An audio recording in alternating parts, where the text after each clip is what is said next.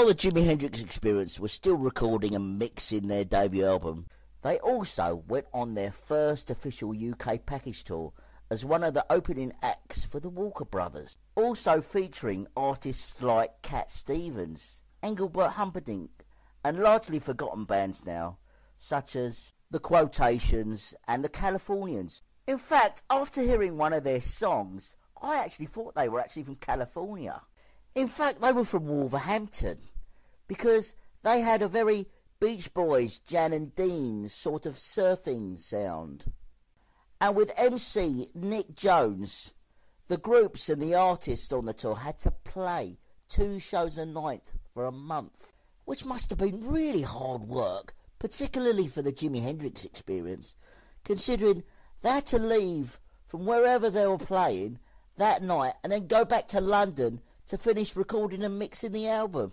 The UK tour with the Walker Brothers started on Friday the 31st of March 1967 at the Astoria, Finsbury Park, London, where Chaz and the rest of the Experience crew were thinking of some kind of gimmick to start their second show there. Well, it's better if I let the late Chaz Chandler to explain what happened. You know, we were sitting in the Finsbury Park Astoria. It was the opening night on the tour, and it was about 20 minutes, 30 minutes before they were due on stage. We were sitting in the dressing room, and it was Keith Halfon. Thought, what can we do? What can we do to get attention tonight? All these big names are on this act. What we're going to do to make ourselves seen, you know? And Keith said something about, it's a pity the guitar can't catch fire. And we all just stopped for a minute, looked at each other. I remember Keith said, oh no, what have I said?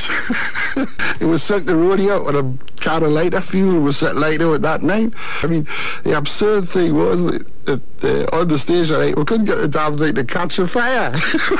Jimmy was standing practically pouring this lighter fuel over the thing and striking match after match, and the bloody thing wouldn't go up. In the end, it was a little meagre flame about 4 inches high, and somebody managed to get a picture, and it was just like, Jimmy was holding his hands in a certain way around this little flame.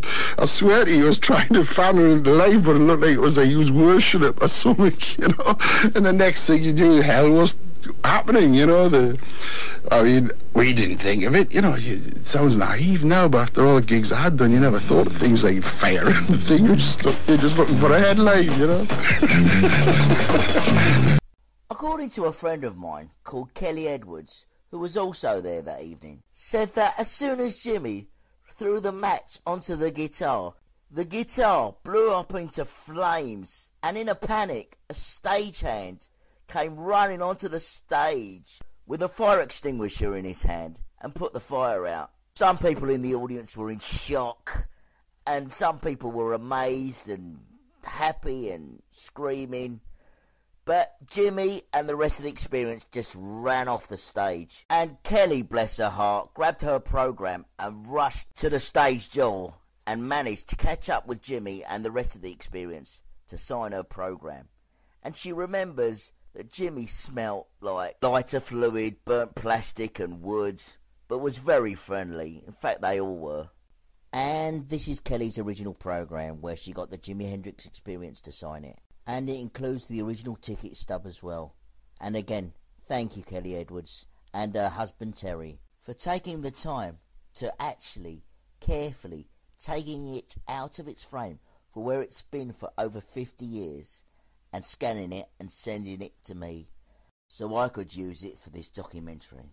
Cat Stevens, who would later change his name to Yusuf Islam after becoming a Muslim many years later.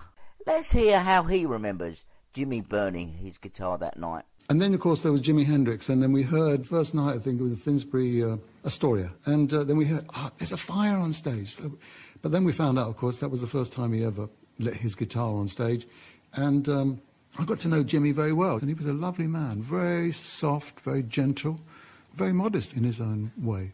An article the next day in one of the national newspapers said, American pop star Jimi Hendrix was slightly injured when his electric guitar caught fire during his stage act at the Finsbury Park Astoria, London, last night.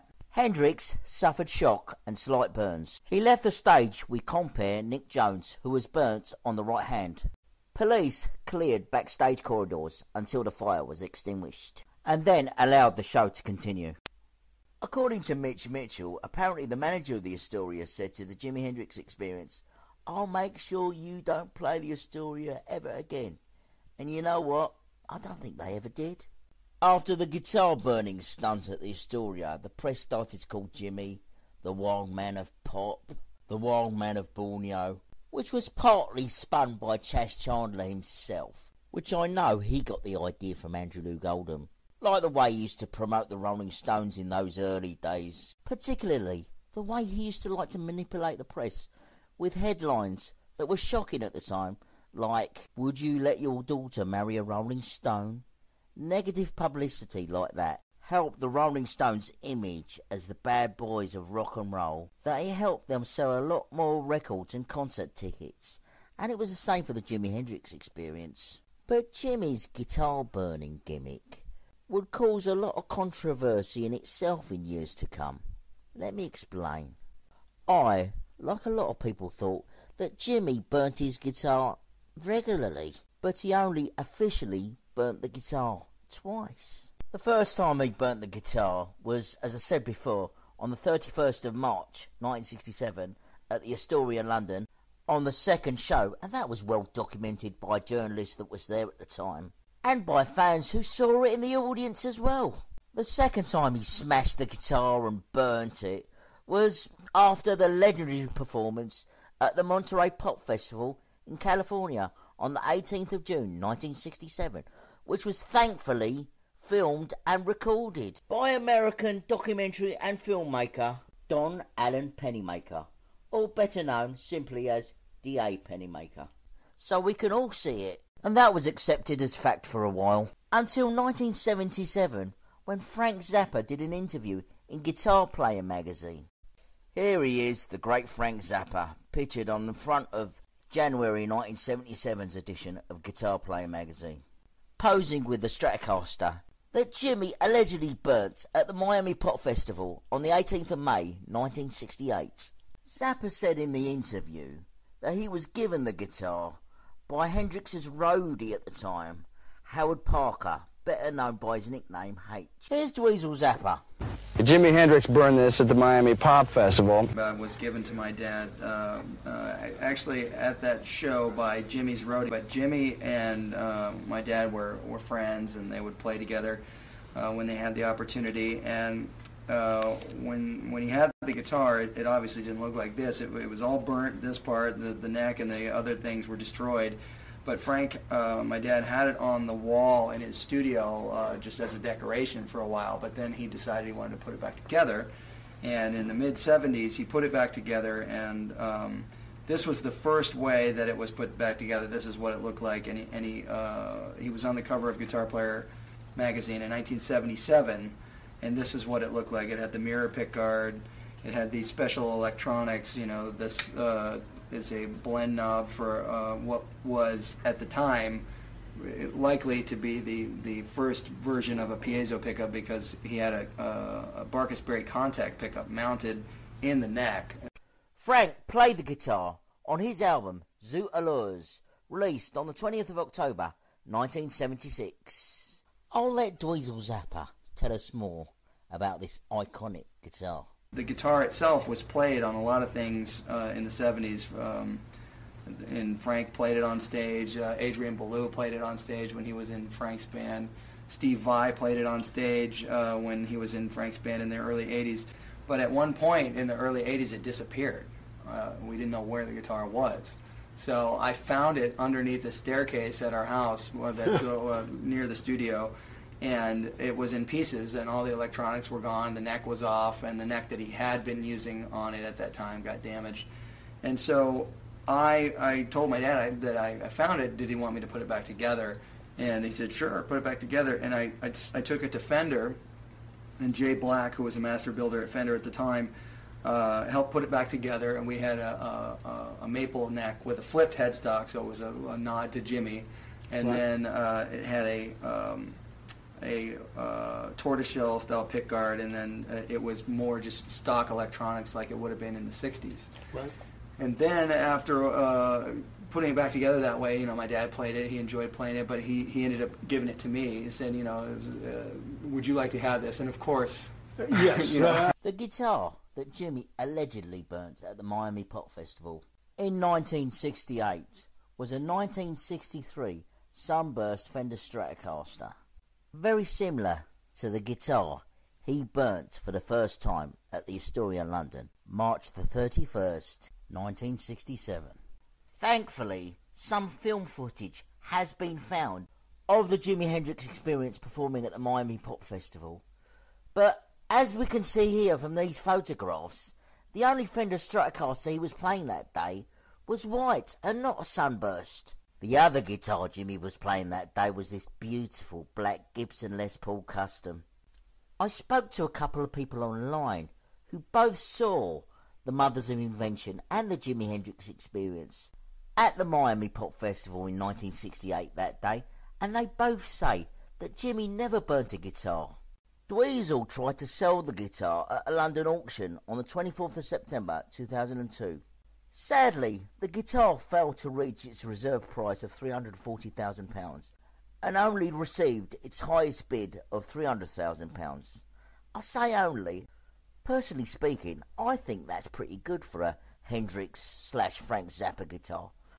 But again, personally speaking, the real reason I think it didn't reach its real reserve was because for the people that were seriously going to put some serious money down for that guitar, they were unsure of the story behind the guitar, of when and where Jimi burnt the guitar. Because I have huge respect for Frank Zappa, not only as a recording artist, but on his political views, especially on the entertainment industry of the 1980s and early 1990s. And it's for this reason I want to find out for myself whether in fact Zappa was right, that Jimi did in fact burn a third guitar, and resolve the mystery of whatever happened to that Stratocaster that Jimi first burnt at the Astoria in London. On the 24th of July 2008, another Sunburst Fender Stratocaster that was allegedly burnt at the Astoria in London sold for £280,000 at a London auction. The guitar was given as a gift by Jimi to Jimi's press officer, Tony Garland, the man who negotiated that one-week visitor's visa to UK immigration when Jimi first landed in the UK. On the 24th of September 1966, Tony Garland had said he had kept the remains of the burnt guitar in his house for over 40 years, until his nephew found it and put it up for auction. A couple of people online have tried to solve the mystery of the two guitars that Jimi Hendrix allegedly burnt, and this is where I thought it was time for me to investigate. Here's what I came up with. What I do know is that Jimi did buy another Sunburst Fender Stratocaster at a music shop in Hamburg, Germany on the 20th of March 1967. For what I can make out from this receipt, 190 Deutschmarks. Just before the Jimi Hendrix Experience were about to do a 3-day residency at the legendary Star Club in Hamburg, Germany. As you can see from these photographs of Jimi performing at the Star Club, you can see the one on the left, Jimi's playing a clean, new-looking Sunburst Fender Stratocaster, which is the one he obviously just purchased from the music shop in Hamburg.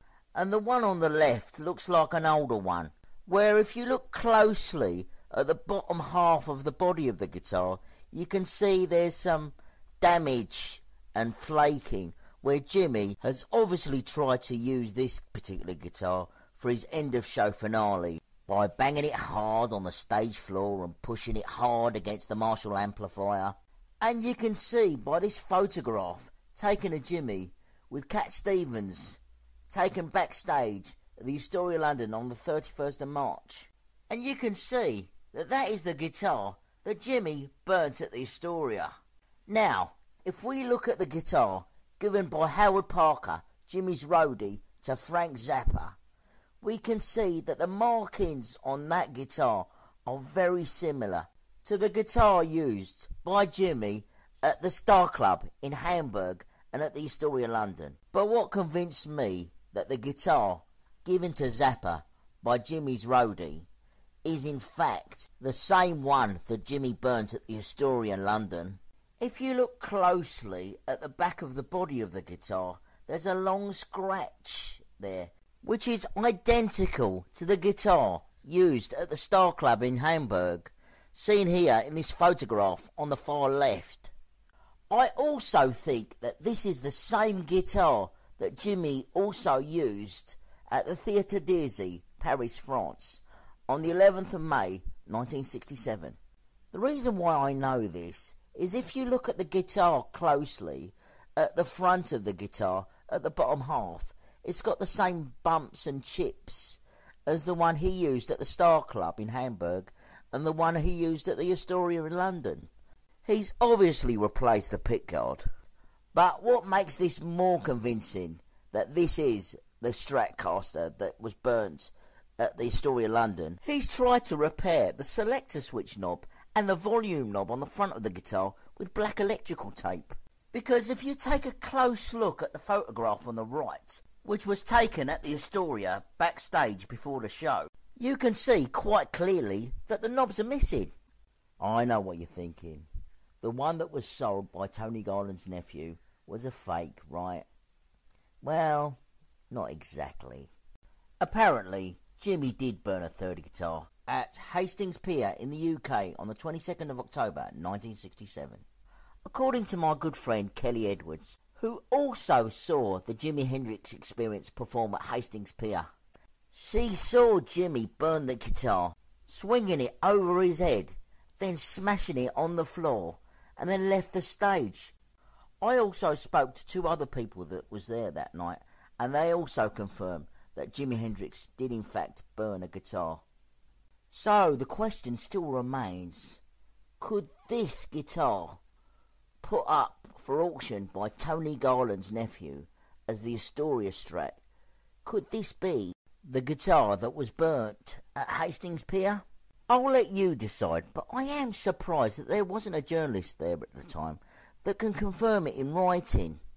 Another incident happened on the Walker Brothers tour, only this time to Arnold George Dorsey, better known by his stage name as Engelbert Humperdinck. Just before he was scheduled to perform at the first performance at the Birmingham Odeon on Wednesday the 19th of April 1967. Here's Engelbert Humperdinck to explain what happened. My guitarist didn't show up, and Jimi said, "Don't worry, man, I'll play for you." I said, "You can't be out in the open play. You're a star in your own right." He said, "I tell you what I'll do. I'll play behind the curtain." So, and it was like listening to three guitars behind the curtain when he played. And I to think to myself, why didn't I record that? Who's to know? There again, who's to know that he was going to be taken so early in his life? But I just wished I'd recorded it anyway. But I even had a tape recorder. Wow. So come on, Engelbert. What was Jimi Hendrix really like? Basically, he was a real nice human being. Because I happened to make a comment one day, and I said, "Jimi, it's a nice jacket, man." He says, "I'll give it to you, man." I don't know. I didn't say it for that reason. He wanted to take it off his back and give it to me. I wish I'd have taken it now. At least I'd have had something very special from a very special man. Mitch Mitchell liked to play practical jokes.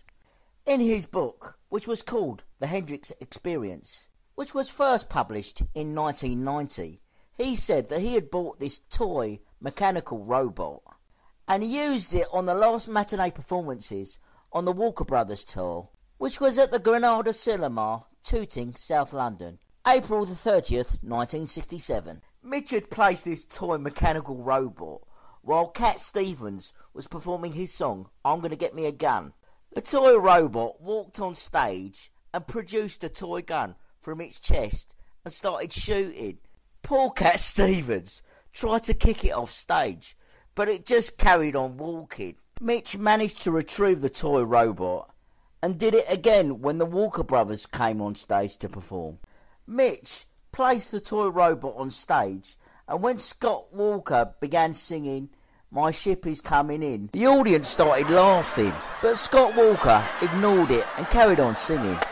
But according to Mitch Mitchell, he did see the funny side of the joke. A young, out-of-work guitarist by the name of Ian Fraser Kilminster, who was a friend of Noel Redding's, joined the Jimi Hendrix Experience touring crew on the Walker Brothers tour as a roadie. He would later go on and join Hawkwind and have a hit called Silver Machine, and a few years after that would go on and become a heavy metal legend when he forms his own group called Motorhead and become known as Lemmy.